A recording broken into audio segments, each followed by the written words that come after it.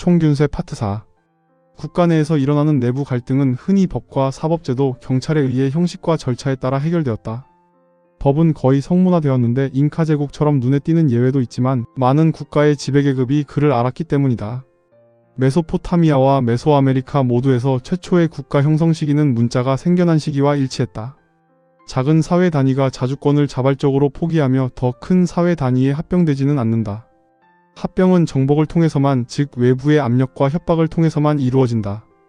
국가와 더 단순한 단위가 충돌할 때 국가가 매번 승리하는 이유 중 하나는 국가가 무기류를 비롯한 과학기술에서 언제나 우위를 지키고 인구도 많기 때문이다. 현존하는 대규모 사회가 예외 없이 복잡한 중앙집권적 조직이 되는 이유는 무엇일까? 첫째, 아무런 관계도 없는 생면부지의 사람들 사이에는 갈등이란 문제가 생기기 때문이다. 이 때문에 수천 명으로 구성된 사회는 무력을 독점하며 갈등을 해결하는 중앙집권적 권위체를 만들어야 존속할 수 있다. 둘째, 인구가 증가하면 공동으로 의사결정을 내리는 게 더욱더 불가능해지기 때문이다. 따라서 대규모 사회가 효과적으로 결정을 내리려면 조직화와 중앙집권화가 필요하다. 셋째, 경제적 요인 때문이다. 대규모 사회에서 당사자끼리의 직접적 갈등 해결 방식이 비효과적인 것과 마찬가지로 직접적인 경제적 교환도 비효과적이다. 대규모 사회에서는 상호 교환 외에 재분배 경제를 도입해야만 경제가 제대로 기능할 수 있다. 어떤 사람이 필요 이상으로 보유한 물품을 중앙정부로 이전해야만 중앙정부는 그 물품을 부족한 사람에게 재분배할 수 있기 때문이다. 네 번째 이유는 인구 밀도와 관계가 있다. 인구가 증가하면 생존에 필요한 물품을 밖에서 더 많이 구해야 한다. 따라서 갈등 해결과 의사결정, 경제적 요인, 공간적 요인을 고려하면 대규모 사회는 중앙집권화 방향으로 귀결된다. 하나의 대륙이었던 오스트레일리아와 뉴기니는 무엇이 달랐을까? 오스트레일리아는 다른 대륙들과는 확연히 다르다. 면적이 작고 건조하며 땅도 평평하고 척박한 데다 생물학적으로는 메마른 대륙이다. 오스트레일리아는 유럽인이 가장 마지막으로 찾아간 대륙이었다.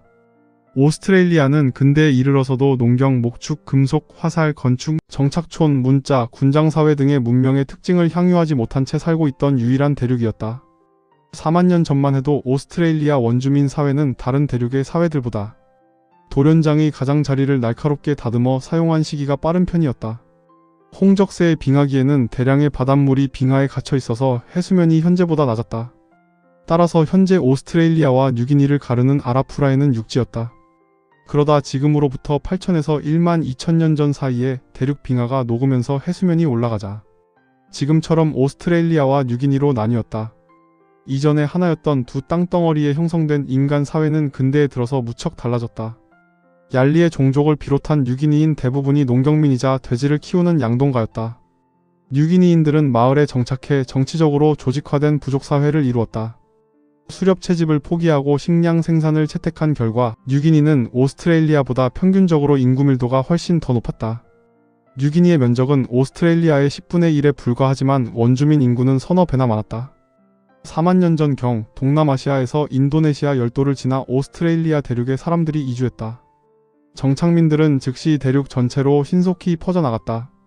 3만 년 전쯤에는 서늘한 뉴기니 고원지대에도 사람들이 살기 시작했다. 오스트레일리아와 뉴기니의 인간 사회는 그 기반인 아시아 사회와 상당히 격리된 상태에서 생겨났다. 지리적인 측면에서 보면 뉴기니는 거의 전체가 적도 선상에 위치하지만 오스트레일리아는 적도 부근에서 온대 지역으로 남이 40도까지 내려간다. 뉴기니는 세계에서 가장 습한 지역 중 하나이지만 오스트레일리아는 가장 건조한 지역 중 하나이다. 뉴기니는 오스트레일리아 면적의 10분의 1에 불과하지만 적도권에 위치해 강수량이 훨씬 더 많고 고도의 차이가 크며 토양도 비옥하기 때문에 포유류와 조류의 종수는 오스트레일리아에 버금간다. 대오스트레일리아에서 식량 생산을 가장 먼저 시작한 곳은 뉴기니의 고원지대 골짜기로 해발 고도 1200에서 2700m에 위치한 곳이다.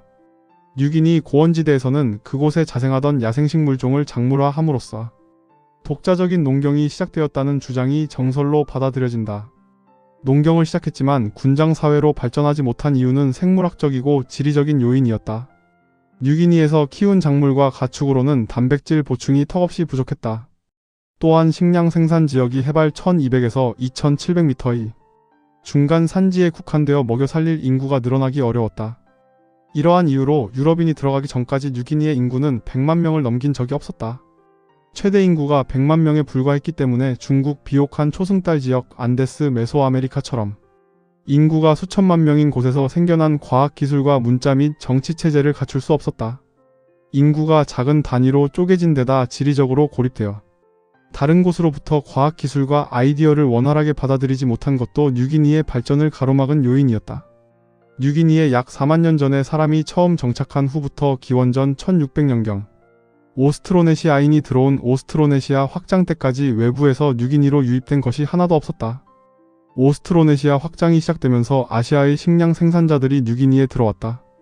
오스트로네시아인은 토기와 닭을 뉴기니에 전해주었고 이때 개와 돼지가 들어온 것으로 여겨진다.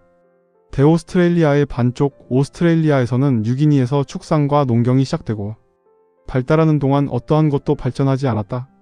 오스트레일리아가 외부에서 받아들인 유일한 포유동물 가축은 개였다.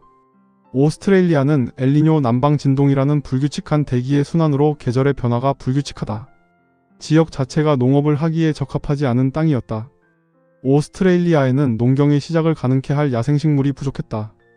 이런 상황에서 오스트레일리아 원주민에게 합리적 적응의 결과가 수렵 채집과 방랑 생활이었다. 오스트레일리아가 금속 연장과 문자를 만들지 못하고 정치적으로도 복잡한 사회로 발전하지 못한 주된 이유는 원주민이 수렵 채집에 머물렀기 때문이다. 또한 인구 중심지가 고립된 데다 상대적으로 인구가 적었기 때문이다. 중국 문화는 어떻게 동아시아로 확산되었을까?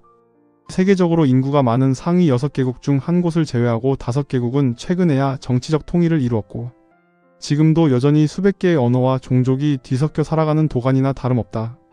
최근에 이런 인종의 도가니화 규칙에서 벗어난 대표적인 예외는 중국이다. 중국은 12억 명의 인구 중에서 8억 명 이상이 만다린어를 사용한다. 나머지 3억 명이 사용하는 7종의 언어는 만다린어와 유사하다. 중국인은 모두 몽고올 인종으로 뭉뚱그려지지만 북중국인과 남중국인은 유전적으로나 외형적으로 상당히 다르다. 북중국인은 티베트인 네팔인과 비슷한 반면 남중국인은 베트남인 필리핀인과 유사하다. 북중국과 남중국은 환경과 기후도 다르다. 중국에는 8종의 큰 언어가 있고 그 외에 130종이 넘는 작은 언어가 있다. 크고 작고를 막론하고 이 모든 언어들은 4종류의 어족으로 구분할 수 있다. 첫째는 중국 티베트 어족으로 만다린어는 중국 티베트 어족 중 중국 어파에 속한다. 둘째는 600만 명의 사용자가 있는 мя오야오족으로 мя오어파와 야오어파로 나뉜다. мя오어는 미국에서 몽어로 더 많이 알려졌다. 셋째는 오스트로아시아어족이다. 이 어족에 속하는 언어로는 베트남어와 캄보디아어이다. 600만 명에 이르는 사용자가 베트남에서 북인도까지 넓게 흩어져 있다. 넷째는 타이카다이어족이다. 태국어와 라오어가 이 어족에 속한다. 북중국에는 원래 중국어와 중국 티베트어족 언어를 사용하는 사람들이 살았고 남중국에는 мя오야오어족, 오스트로아시아어족, 타이카다이어족 언어를 사용하는 사람들이 곳곳에서 살았으며 시간이 흐름에 따라 중국 티베트어족 언어 사용자가 남중국에서도 다른 어족 언어 사용자를 거의 대체한 것으로 보인다. 중국 티베트어족 언어 사용자들이 북중국에서 남중국으로 확산하고 오스트로아시아어족을 비롯해 다른 어족 언어의 사용자들이 남쪽으로 동남아시아까지 확산하게 된 이유는 무엇일까? 건조하고 서늘한 북중국과 달리 남중국은 따뜻하고 습하다. 다른 환경에 따라 자생하던 야생 식물도 달랐다. 북중국에서 가장 일찍 재배한 것으로 확인된 작물은 가뭄에 잘 견디는 기장 2종이었고 남중국에서는 쌀이었다. 세계 모든 곳이 그랬듯이 중국에서도 식량 생산은 문명의 또 다른 특징으로 이어졌다. 중국은 면적이 넓고 생태계는 다양해서 지역적으로 다른 많은 문화가 형성되었고 확장되면서 서로 교류하고 경쟁하며 때로는 하나로 합쳐지기도 했다. 또한 호전적인 군장 사회들이 치열하게 경쟁하면서 더 크고 중앙 집권적인 국가가 형성되었다. 중국은 남북 간 거리가 동서 간 거리보다 더 짧은 데다 동서로 흐르는 긴 강들이 있어 내륙 사이의 작물과 과학기술의 확산이 용이했다. 이런 지리적 요인 덕분에 중국은 문화적으로나 정치적으로 일찌감치 통일을 이룩할 수 있었다. 북중국의 주나라를 본뜬 국가 형태는 남중국으로 확산해 기원전 221년 진나라 시대의 중국은 마침내 정치적으로 통일을 이루었다. 그 결과 주변에 문자가 없던 오랑캐 국가들은 문명화된 중국 국가들에 흡수되거나 그들을 모방했다. 동아시아에서 중국은 식량 생산과 과학기술, 문자, 국가 형성에서 이웃 지역보다 빨랐다. 동아시아 최초의 농경민이 이루어낸 많은 업적 덕분에 중국은 중국화했고 태국에서 이스터 섬에 이르는 사람들은 중국의 사촌이 되었다. 유라시아와 아메리카의 역사적 궤적은 왜 달라졌을까? 지난 1만 3천년 동안 가장 큰 규모로 일어난 인구 교체는 구세계와 신세계의 충돌로 촉발되었다. 그리고 잉카 제국의 황제 아타우알파의 생포는 유럽의 아메리카 정복을 상징적으로 보여주는 사건이었다. 왜 유럽인은 아메리카 원주민의 땅을 정복할 수 있었고 그 반대는 되지 못했던 것일까? 이 질문을 먼저 식량 생산의 측면에서 보면 아메리카와 유라시아의 가장 큰 차이는 가축화와 대형 포유 동물에 있었다. 유라시아에는 13종의 포유 동물에서 단백질과 겨울을 따뜻하게 날 수 있는 털 그리고 가죽을 제공받는다. 대형 포유 동물들은 또한 운송수단이 되어 주었으며 작물의 생산성을 높여주었다. 반면에 남북 아메리카에는 가축화할 만한 대형 포유 동물은 라마와 알파카밖에 없었고 그러므로 수레나 쟁기를 끌지는 못했으며 동력원이나 전쟁 도구로 사용될 수도 없었다. 두 대륙의 이런 차이는 홍적세 말에 남북 아메리카에서 대형 포유 동물이 멸종했기 때문에 생겨났다. 식량 생산에서의 이런 차이가 유라시아 사회와 아메리카 원주민 사회의 차이를 낳은 궁극적인 원인이었다. 정복당한 주요 원인들인 병원균과 과학기술, 정치조직, 문자 등은 모두 여기에서 비롯되었다. 그 중에서도 남북 아메리카에 큰 타격을 준 병원균이 이렇게 대륙 간의 차이가 나게 된 원인은 가축의 수에 있었다. 밀집된 인간 사회에서 감염병을 일으키는 병원균의 대부분은 가축에게 감염병을 일으키는 병원균에서 진화한 것이다. 아메리카 원주민 사회에서 치명적인 병원균이 크게 진화하지 못한 또 다른 이유로는 전염병의 온상이라고 할 수 있는 마을이 유라시아보다 수천 년이나 늦게 형성되었다는 점이다. 중요 요인으로 병원균에 버금가는 것은 과학기술적 측면에서 드러난 차이이다. 병원균과 과학기술 외에 또 다른 차이점은 정치조직이다. 남북 아메리카에는 아즈텍과 잉카 두 개의 제국이 있었다. 반면 유라시아에는 7개국이 아메리카의 식민지를 건설할 정도의 자원을 보유하고 있었다. 마지막으로 고려해야 할 차이점은 문자이다. 대부분의 유라시아 국가에서는 글을 읽고 쓰는 관료가 있었으며 상당수의 일반인도 글을 읽을 수 있었다. 반면에 남북 아메리카에서 문자는 지배계급 사이에서만 쓰였다. 잉카 제국에서는 키프라 불리는 매듭을 사용한 결승문자로 정보를 전달했으며 이것이 문자 수준으로 발전하지는 못했다. 이 모든 차이에 따라 유라시아에서 모든 게 먼저 시작된 이유는 명확하다. 남북 아메리카가 식량을 생산하는 마을을 형성하는 데 유라시아에 5천년이나 뒤처졌다.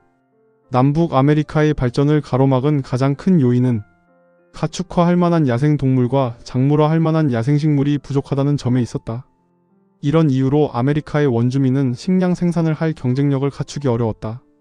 반면에 유라시아는 중심축이 동서방향으로 가축과 작물, 아이디어와 과학기술 및 사람이 더 쉽게 퍼져나갈 수 있었다. 반면에 남북 아메리카의 경우에는 지리적, 생태적 장벽 때문에 유라시아처럼 이동과 확산이 막혀버렸다. 아메리카 대륙의 발전을 가로막은 원인은 알아보았고 그러면 사하라 이남 아프리카의 역사는 무엇이 달랐을까? 수천 년 전쯤에는 지금의 아프리카인과 상당히 다른 사람들이 아프리카의 많은 지역을 점유했으며 아프리카계 흑인도 각양각색이었다. 아프리카에 백인 정착민들이 들어오기 전에도 아프리카에는 5인종이 살고 있었다. 아프리카는 지리적 조건이 다양한 데다 선사시대부터 긴 역사를 가지고 있다. 천년경 이미 아프리카에 살던 5인종은 일반인이 흔히 흑인, 백인, 아프리카 피그미족, 코이산족, 아시아인으로 지칭하는 사람들이었다. 1400년경에도 흑인은 아프리카에서 가장 넓은 면적, 즉 사하라 사막 남부와 그 이남의 대부분 지역을 차지했다.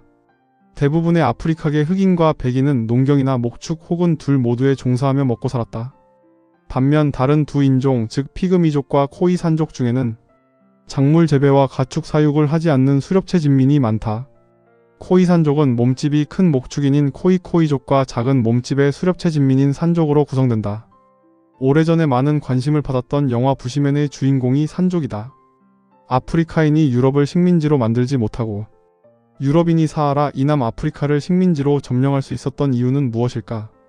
원인은 명확하다. 총을 비롯한 선진 과학기술, 글을 읽고 쓰는 폭넓은 능력, 탐험과 정복처럼 비용이 많이 드는 프로젝트를 지원하는 데 필요한 정치 조직의 유무에 있었다. 그리고 이 모든 이점들은 역사적으로 식량 생산에서 비롯되었다. 유라시아와 비교할 때 사하라 이남은 식량 생산이 지체되었다. 아프리카에는 가축화할 만한 대형 포유동물이 부족했으며 또한 작물화에 적합한 야생식물의 품종이 제한적이었다. 또한 땅의 면적이 유라시아의 절반 정도로 작았다. 다른 모든 조건이 동일할 때 더 넓은 땅과 더 많은 인구가 있는 곳에서 경쟁이 일어나고 사회가 더 많아지고 발명의 가능성이 높아진다. 또한 아프리카 대륙의 중심축은 유라시아와는 반대로 남북 방향이라 작물과 가축의 이동이 제한되거나 느리게 전파되었다. 가축의 확산뿐만 아니라 과학기술의 확산도 느리게 전파되었다. 유럽인이 아프리카를 식민지로 정복할 수 있었던 건 거리적 우연과 생물지리학적 우연이 겹친 결과였다. 고립된 섬나라인 일본인의 조상은 어디에서 왔을까? 오늘날 일본과 한국은 대한 해협을 사이에 두고 역사적으로 많은 갈등을 빚으며 지낸다. 동아시아의 미래를 위해 일본인은 누구이며 어떻게 한국인으로부터 갈라져 나왔는지 이해할 필요가 있다. 역사가 기록되기 이전 시대와 16세기의 마지막 10년 동안 한국을 침략한 경우를 제외하면 일본은 19세기 말까지 아시아 본토에 발을 들여놓은 적이 없었다. 이런 지리적 고립은 일본을 더욱 특별한 문화를 갖게 만들었다. 일본은 총면적의 80%가 농경에 적합하지 않은 산악지대이고 14%만이 농지이다. 따라서 농지 면적당 인구 밀도가 영국의 8배에 달할 정도로 높다. 섬나라인 일본은 세계에서 어류를 가장 많이 잡으면서도 가장 많이 수입하고 소비하는 국가이다. 남서쪽에서 북동쪽으로 기울어진 일본 열도는 4개의 섬 규슈, 시코쿠, 혼슈, 홋카이도로 구성되어 있다. 19세기 말 일본인이 홋카이도로 대거 이주하기 전까지 홋카이도에는 아이누족이 거주했다. 일본인은 유전자와 골격 그리고 외모에서도 한국인과 비슷하다. 그러나 아이누족은 외모가 다르다. 그들은 유라시아에서 동쪽으로 이주해 최종적으로 일본에 정착한 코카서스 인종으로 분류되기도 한다. 빙하기 때 걸어서 일본에 정착한 후 빙하기가 끝나자 물이 불어나면서 일본은 섬이 되었다. 12,700년 전에 일본인들은 토기에 새끼줄 모양의 무늬를 새겨 넣었다. 이 토기를 조몬토기라고 부르고 그걸 만든 일본인은 조몬인이라 부른다. 조몬 시대에 돼지뼈가 발견되어 돼지를 가축화했을 거라는 추측도 있긴 하지만 불분명하다. 기원전 400년경에 일본에 없던 새로운 것들이 유입되었다.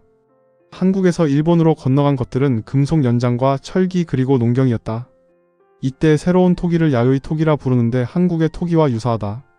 야요이 시대의 쌀과 함께 27종의 새로운 작물이 일본에 전래되었고 가축화할 돼지도 이때 전해졌다. 집약적 농법의 생산성까지 높아지자 규슈에서는 인구가 폭발적으로 증가했다. 일본 문화는 1만 년 동안 지속된 조몬 시대보다 700년의 야요이 시대에 더 급격한 변화를 겪었다. 그렇다면 현대 일본인의 조상은 조몬인일까? 야요이인일까? 이에 관해 3가지 이론이 있다. 첫 번째, 수렵 채집을 하던 조몬인이 현대 일본인으로 진화했다는 가정이다. 두 번째는 야요이 시대에 한국인이 대거 이주해 한국식 농사법과 문화를 일본에 이식했다는 주장이다. 세 번째는 한국인들이 이주는 했지만 그 규모가 크지 않았을 거라는 주장이다. 저자는 셋 중에서 두 번째나 세 번째 이론을 타당한 이론으로 생각한다. 이 질문에 대한 답변으로 조몬인과 야요이인의 유골과 현대 일본인과 아이누족의 DNA를 비교하여 조사를 했다. 결과는 조몬인의 두개골은 현대 일본인의 것과 다르고 오히려 현대 아이누족과 더 유사했다. 그리고 야요이인의 두개골이 현대 일본인의 것과 가장 비슷했다. 현대 일본인의 유전자의 아이누족을 닮은 조몬인의 DNA가 우세한지 아니면 한국인을 닮은 야요인의 DNA가 우세한지 유전학자들의 연구 결과에 따르면 한국인을 닮은 야요이인의 DNA가 우세한 것으로 밝혀졌다. 따라서 한국에서 넘어온 이주자가 현대 일본인의 형성에 크게 기여한 것은 분명하다. 다만 그 규모에 있어서는 확실히 말할 수 없다. 한국인과 일본인은 인정하고 싶지 않겠지만 둘은 한 부모에게서 나온 쌍둥이와 같다. 살펴본 바와 같이 이 책은 총 20개의 질문에 대한 답변으로 대륙별 문명의 불평등한 발전상에 대해 심도 있고 다방면의 영향들을 다루며 답을 하고 있다. 왜 부와 힘이 지금처럼 분배가 되었는지, 그리고 각 대륙의 발전 속도가 다른 이유는 무엇인지에 대해 상세한 설명이 담긴 책이다. 세상을 바라보는 통찰력을 키우는데 이 책은 상당한 도움이 될 만한 책이라고 생각한다.